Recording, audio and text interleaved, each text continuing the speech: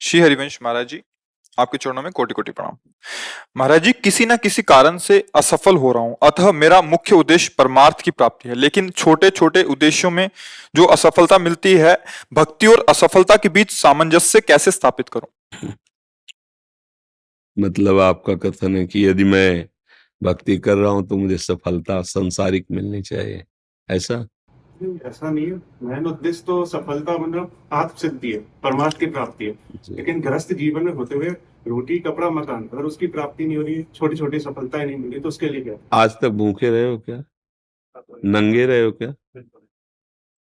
आप समझो, मेरे प्रभु जो है इतने करुणामय कि हम आप तो मनुष्य हैं, जो पशु पक्षी हैं, कीट पतंगे हैं, बहुत सी ऐसी योनियां हैं जिसको हम देख भी नहीं पा रहे, प्रभु उनको भी भूखा नहीं रखते। उनका नाम विश्वम्बर है।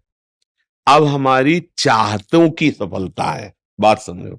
आपने जैसे सहज में कह दिया रोटी कपड़ा और मकान, तीनों से आप खाली नहीं हैं। ईमानदारी से बोलो, जिस दिन तुम नंगे घूमे हो और जिस दिन तुम्हें छत के नीचे न रहने को मिला हो और जिस दिन तुम भूखे रहे हो, वायु ना मिली हो, जल न मिला हो सकता है अन्न ना मिला हो, लेकिन प्राण पोषण के लिए दो आवश्यक है, वायु और जल, है ना? अब हमारी बात असलियत में, हमारी जो शरीर पोषण जीने की आवश्यकता है वो तो सबकी पूर्ति हो रही है। आप देख लीजिए, चाहतों की पूर्ति, शब्द हेले।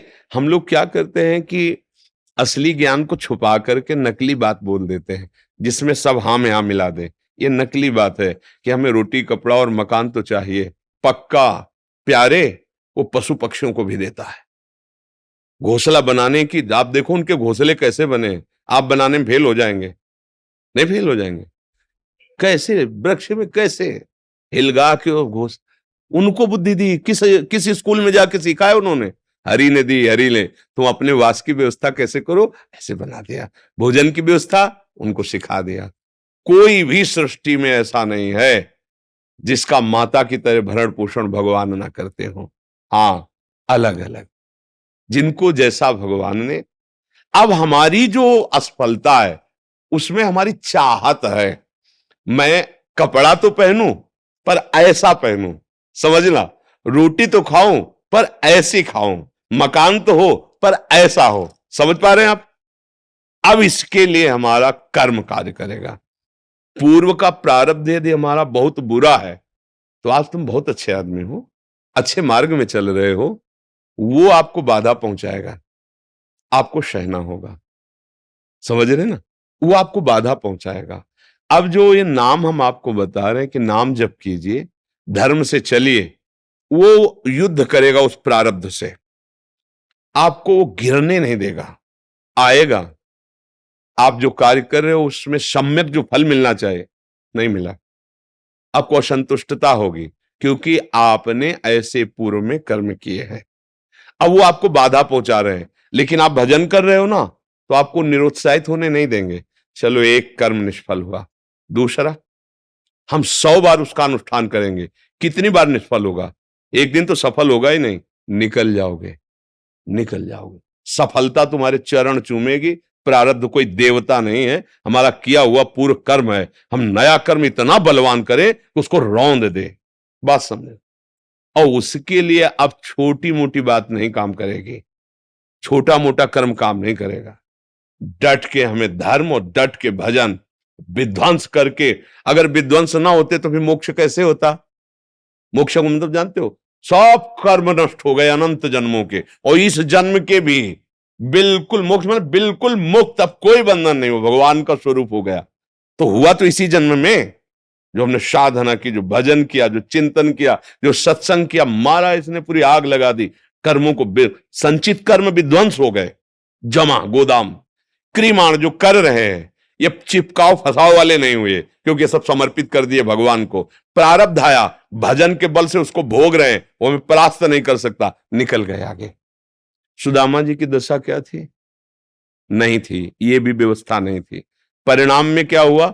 जैसी द्वारिकापुरी वैसी सुदामापुरी। फल की चिंता मत करो तुम। असफलताएं और सफलताएं ये हमारे मार्ग की पड़ाव हैं, कोई गर्मी वाला, कोई सुखद वाला। मार्ग का चलने वाला पथिक इन पड़ावों में फंस करके अपने मार्ग को नहीं भूल जाता है। असफलता तुम्हारे जीवन की सफलता का स्वरूप बनेगी। बस डट करके ऐसा भजन करो, सत्कार्य करो, जिससे पूर्व प्रारब्ध नष्ट हो जाए। सच्चाई की, अध्यात्म की बात यह है।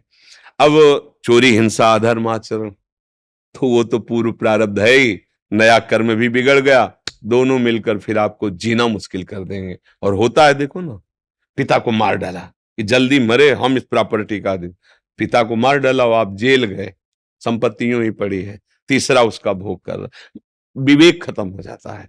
विवेकवान बनो, जैसी भी परिस्थिति हो उसमें राजी होना सीखो, वो आपके ही कर्म का परिणाम है। और ऐसे नवीन कर्म करो कि विध्वंस कर दो उस प्रारब्ध कर्म को जो तुम्हें झुकाना चाहता है, मिटाना चाहता है। हमारी प्रार्थना को अगर आप समझोगे तो आगे बढ़ोगे। अपना ही कर्म कोऊ न काहू के, सुख दुख कर दाता, निज कृत कर्म भोग सुन भ्राता। बोले संतों के पास क्यों जाया जाता है? यही समझने के लिए। अब हम क्या करें जिससे हमारा कर्म हमको परेशान न कर पाए? वो है ज्ञान, वो है भक्ति, वो है भगवान का आश्रय। जब घर में भोज आते और भिक्षा भी नहीं मिली तो पत्नी पूछती कि बच्चों को कैसे जिलाएं, तो तुलसी दल उतारते, ठाकुर को भोग लगाते, आधा आधा तुलसी दल। उनका एक मित्र था जो धनी के यहाँ वो पुरोहित कर्म करता था, डोली में बैठ के निकलता, पालकी में। वो कहता है, सुदामा जी हमारे यहाँ जो सेठ है ना, उनके यहाँ चलो, थोड़ी देर श्लोक बोलना। सब व्यवस्था उनका, हमने तो अपना सेठ श्री कृष्ण को वरण किया है, अब वो भूखे रखे चाहे मारे, अब हम दूसरे की गुलामी नहीं कर सकते, हमने तो भगवान को अपना माना है। हिले नहीं तो भगवान का हृदय हिल गया। एक दिन प्रसाद पा रहे थे से एकदम ऐसे हो गए। रुक्मिणी जी मन की बात, तो उनका प्रभु ऐसी स्थिति आपकी तभी होती जब कोई आपका भक्त भूखा होता है। तो भगवान के आंसू आ गए। हमारा पुराना मित्र है सुदामा, और कई दिन से उसके घर में भोजन नहीं, बच्चे। बोले प्रभु आप दुखी हो रहे हो, महालक्ष्मी स्वरूपम, आप आदेश करो, त्रिभुवन की राज्य लक्ष्मी उसके घर में। तो उनका बात तो यही कि उसके अंदर कामना नहीं है, और मेरे भक्त के अंदर यदि कामना नहीं होती तो माया मैं नहीं देता। मेरे भक्त के अंदर कामना नहीं होती तो मैं माया, और वो निष्काम भक्त है सुदामा, उसके अंदर कभी कामना आ ही नहीं सकती कि हे भगवान भोजन तो दे दो, कभी नहीं। तो रुक्मिणी जी ने कहा हम आपका दुख नहीं दे सकते, फिर हम कुछ रचती है। तो उन्होंने कहा नहीं, पहले हमें कामना पैदा करना पड़ेगा। भगवान सोच रहे पहले हमें भक्त के हृदय में कामना पैदा करना पड़ेगा। गए एक भिक्षुक के रूप में, जब सुदामा जी भिक्षा को गए थे, भिक्षाम दे, अतिथि धर्म गृहस्थ में बहुत बड़ा धर्म होता है, दरवाजे आए हुए का आदर करना चाहिए। तो कुछ ना हो तो वचन से है, निकली भिक्षाम दे, तो उनका भगवान हम भिक्षा देने लायक नहीं है। क्यों? उनका एक पुत्र हुआ है, इसलिए सूदक है। ठीक है, 15 दिन बाद आ जाएंगे। बोले मत आना, क्योंकि हमारे जो पुत्र हुआ है वो दरिद्र, दरिद्र नामक पुत्र हुआ है, और इसका सूदक पूरे जीवन में नहीं जाएगा। अर्थात हम दरिद्र हैं, हमारे पास कुछ है ही नहीं जो मैं आपको दे सकूं। भगवान ने कहा सुना है तुम्हारे पति के मित्र द्वारिकाधीश भगवान है, जिनके मित्र श्री कृष्ण द्वारिकाधीश हैं, उनकी ये दशा, एक बार कहो ना अपने पति से कि अपने मित्र के पास जाएं।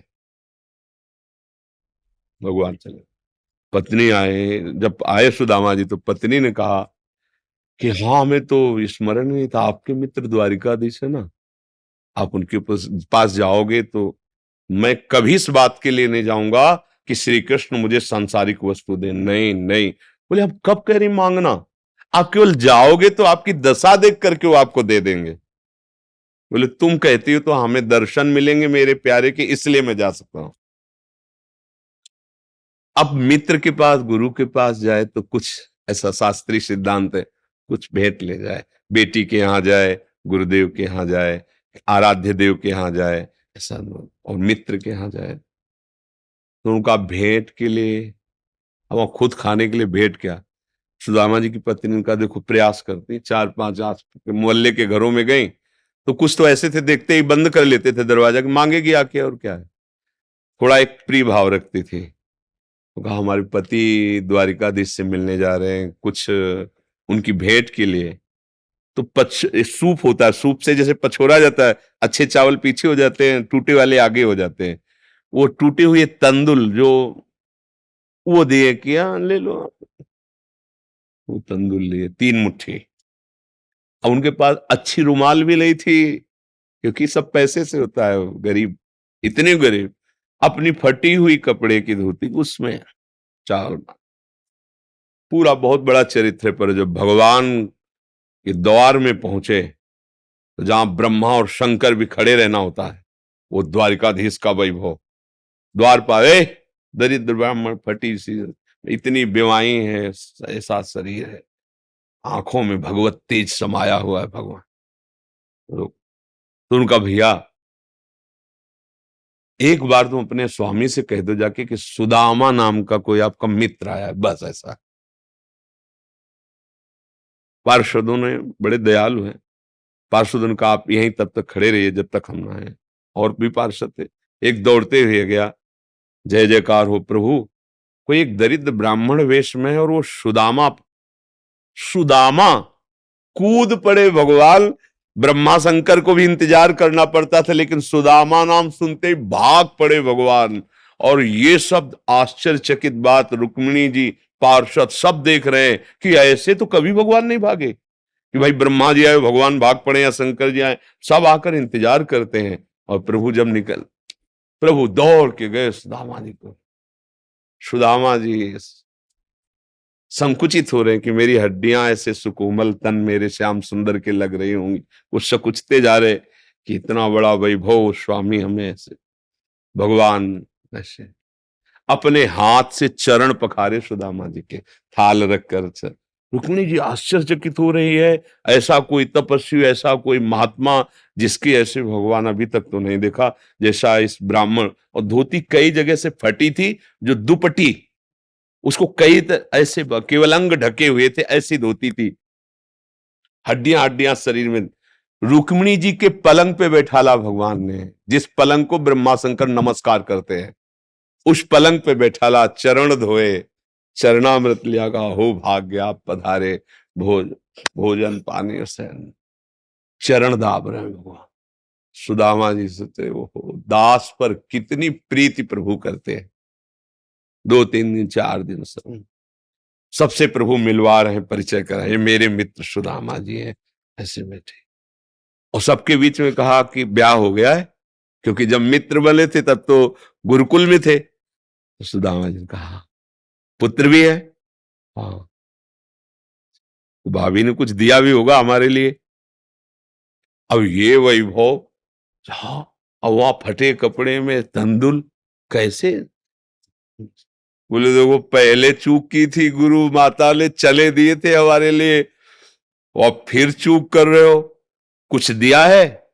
अब भगवान ने ऐसे हाथ पकड़ा, उनका उठाया, इतने स्वादिष्ट कीमती वस्तु तुम छुपाए रखे हो। खोला, उस फटे पुराने कपड़े में लपटे हुए तंदुल। रोमांच हो रहा है भगवान को। रुक्मिणी जी देख रहे हैं कि ऐसी प्रसन्नता से तो 56 भोग भगवान नहीं पाते द्वारिकाधीश, जैसी इस गरीब ब्राह्मण के तंदुल पार है भगवान। दूसरी मुट्ठी ली, तीसरी में रुक्मिणी जी ने हाथ पर, प्रभु बस इतना काफी है इनके लिए। 2 मुट्ठी में 2 लोग का वैभव सुदामा को। प्रगट में 25 पैसे भी नहीं दिए, एक भी वस्तु ले। 3-4-5 दिन आनंद लिए। फिर सुदामा जी से कहा कि तो भगवान ऐसे चले। सुदामा जी ने सोचा कि प्रगट में तो कुछ दिया नहीं, हमें लगता विदा करने चल रहे हैं, तो कुछ अगर 2-4 असरफी भी होंगी तो खान पान व्यवस्था तो चली जाएगी।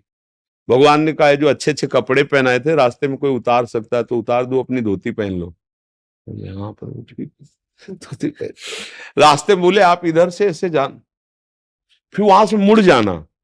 बोले हम तो आए थे तो रास्ता तो जानते ही, प्रभु चले जाए। और रास्ते में सोच रहे मेरे मित्र कितने कृपालु हैं, मुझे इसलिए नहीं दिया कि ये कहीं मेरा चिंतन छोड़कर धन का चिंतन न करें। हे श्री कृष्ण, सदैव आप जैसा ही मित्र मिले।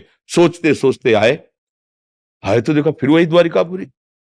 बोले मेरी बुद्धि मारी गई है कि वास्तविक यहाँ कोई रचना हो गई। यहाँ तो हमारी एक छोटी सी कुटिया थी, ऐसा ऐसा देखा कि उनकी पत्नी जो है स्वर्ण थाल लिए दास दासियों से आरती उतारने।